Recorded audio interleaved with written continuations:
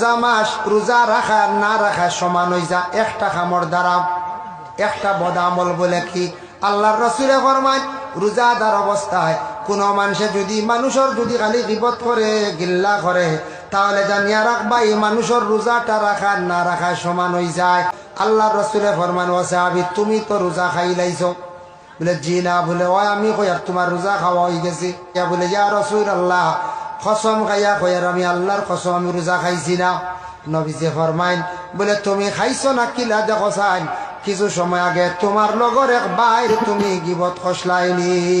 বলে জি তোমার লগর এক বাইর গিবত করার কারণে গিল্লা করার কারণে তোমার রোজাটা নষ্ট হয়ে গেছে, তোমার রোজাটা খাওয়ার পরিমাণ হয়ে গেছে গিয়া।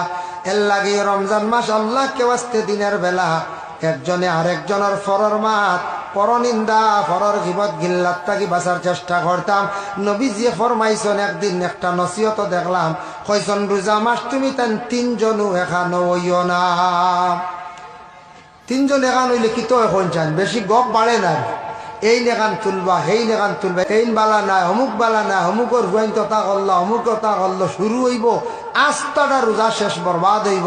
রোজা মাস পরের গিবত থাকি গিল্লাত থাকি সারা আমরা বাঁচিতাম চেষ্টা করতাম। আল্লাহ তৌফিক দিত সবক আল্লাহুম্মা আমিন।